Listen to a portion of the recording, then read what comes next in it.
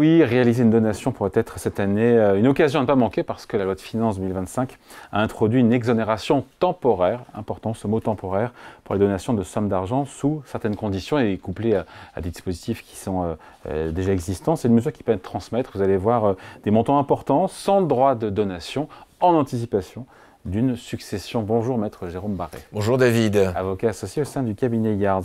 À propos de cette nouvelle exonération, encore une fois temporaire dans le cadre du budget 2025 qui a été voté pour les donations de sommes d'argent, expliquez-nous les conditions. Il y a des conditions strictes d'application de ce dispositif. Déjà, on va peut-être regarder l'avantage. L'avantage, c'est qu'on vous donne 100 000 € de plus par... Qui me donne 100 000?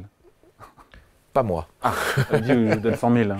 Si vous êtes un enfant, francs. si vous avez un oncle, une tante sans enfant, si vous avez des grands-parents, si vous avez des parents, si vous avez des arrière-grands-parents, chacun peut vous donner 100 000. Alors voilà. Vous allez me dire, si je cumule, c'est génial, j'ai 2 grands-parents, 4 grands-parents.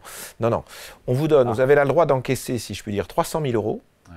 Mais on permet à chacun, on permet du moins à un donateur de donner 100 000 € par donataire.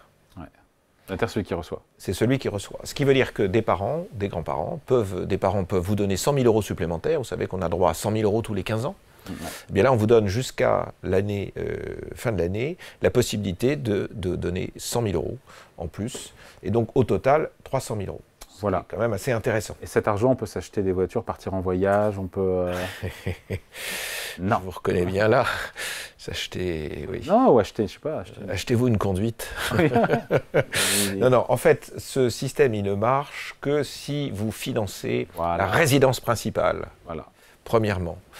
C'est-à-dire ? Ou bien, alors, la résidence principale, c'est que vous avez quelqu'un, vous avez un de vos enfants à qui vous allez permettre vous allez lui donner 100 000 €, où la famille va se grouper, c'est bien pour l'enfant unique, pour lui donner 300 000 €, pour lui donner un très gros coup de pouce, pour pouvoir investir dans une résidence principale. Mais du neuf, pas de l'ancien. Alors, c'est du neuf. Si on veut de l'ancien, c'est uniquement pour les travaux énergétiques. Pour rénover. Rénovation énergétique. La question, c'est qu'il faut que ce soit bien votre résidence principale, ou bien, si c'est un logement neuf qui n'est pas votre résidence principale en tant qu'investisseur, elle va l'être en location, en résidence principale au profit du locataire. Ok. Donc, résidence principale pour vous-même, ou un bien que vous achetez, mais qui sera mis en résidence principale par le biais du contrat de location. Donc, pas de résidence secondaire, pas d'immobilier ancien. Pas d'immobilier ancien, sauf... Du neuf ou l'ancien rénové. Voilà. Enfin, rénové ou de la rénovation qui peut toucher l'ancien. Mais pas n'importe quelle rénovation, énergétique. Énergétique, exactement. Voilà. La particularité aussi, c'est que on vous a généralement limité dans les seuils d'accession aux donations à un âge de 80 ans, notamment ce qui était la Sarkozette, les 31 865. Là, il n'y a pas de limite d'âge. Vous avez un grand-père de 102 ans qui veut vous donner 100 000 €. Eh bien, vous pouvez toucher les 100 000 €. Donc, dispositif qui est très avantageux, ça on l'a compris, même s'il est encadré. Il comporte, et c'est normal, comme souvent avec l'administration, des contraintes. Quels sont les risques, les points de vigilance pour les familles qui souhaitent La contrainte, c'est que vous devez au minimum, le bien doit au minimum, pendant 5 ans, avoir la qualité de résidence principale. 5 ans, ok. Ce qui veut dire que si vous habitez vous-même le bien, c'est très bien. Si jamais vous êtes muté au cours de ces 5 ans, il faut retrouver un locataire dont on sait ce sera sa résidence principale. Il faut aussi que ce soit une vraie résidence principale. Ce n'est pas la peine d'aller faire quelque chose. En fait, vous habitez dans votre château en Bretagne, mais vous avez acheté un appartement neuf en banlieue parisienne et ce n'est pas votre résidence principale, ça ne va pas bien marcher. Non. Ça, il ne faut pas jouer avec ça. Ça, c'est le premier sujet. Les fonds donnés, il faut bien pouvoir justifier à terme que c'était bien une résidence principale, parce que ça dure 5 ans. Si jamais vous ne rentrez pas dans les clous, ou si au bout de 5 ans, vous ne remplissez plus les conditions, on va vous demander de repayer les droits de donation qui n'ont pas été payés. Normalement, les droits de donation sont acquittés par celui qui reçoit. Par tolérance, on permet que ce soit celui qui vous donne qui paie les droits en volume et place sans que ce soit une donation complémentaire. Donc il faut faire attention parce qu'en général l'administration, comme ce sont des droits, vous savez, qui sont demandés solidairement, l'administration peut dire, ben voilà, vous n'avez pas à vous, monsieur, respecter les conditions.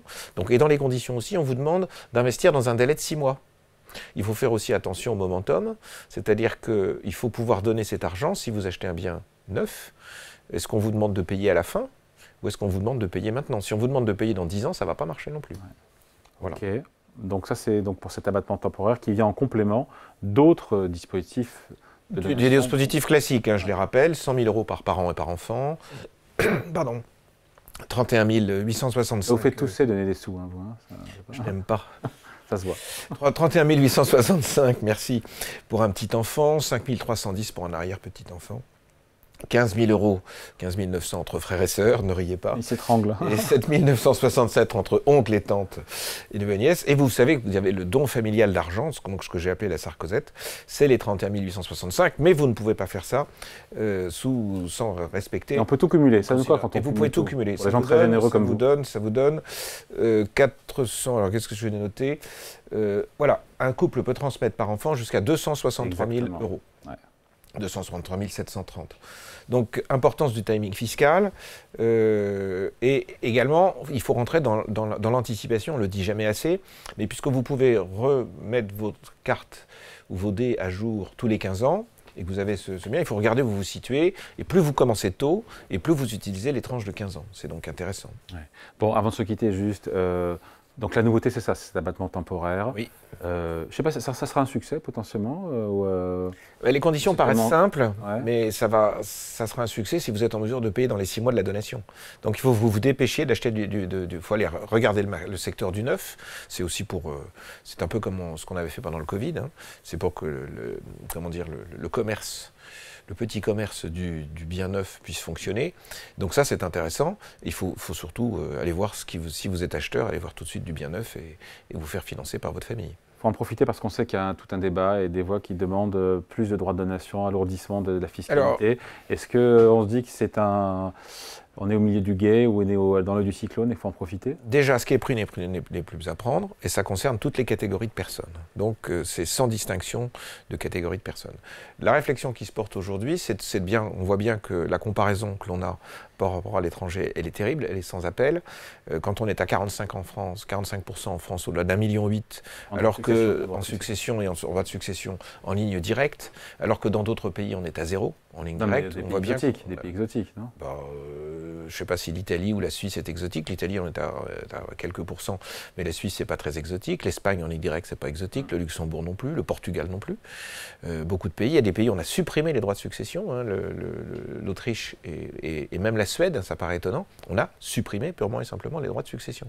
Donc, on est dans un schéma où il faut profiter de cette occasion. La réflexion qui se porte aujourd'hui, c'est de dire que pour les patrimoines plus petits, on diminuerait les droits. Et pour les patrimoines beaucoup plus élevés, on augmenterait les droits. Donc vous voyez bien qu'on va encore avoir un débat compliqué entre les petits riches, les un peu plus riches et les très très riches. On va revenir sur des discussions peut-être sans fin. Donc il faut en profiter, le conseil. Il faut en profiter immédiatement. Hein? Oui. D'autant que c'est temporaire, on a dit jusqu'à fin... Si je cumule même, vous voyez, pour un couple, on a parlé de 263 000 euros, pour un couple, c'est 463 000 euros donnés à des enfants. Donc c'est juste énorme. Pour transmettre à un enfant. Jusqu'à décembre 2025, c'est ça? 2025, c'est ça. Alors, on se dit que peut-être ce sera reporté. Ou pas. Mais ça peut être reporté en étant restreint. On vous dira c'est plus 100 000, on vous dira c'est 50 000. Donc, c'est maintenant qu'il faut le faire. Allez, merci beaucoup. Explication conseil signé Maître Jérôme Barré, avocat associé au sein du cabinet Yards. Merci. Merci David.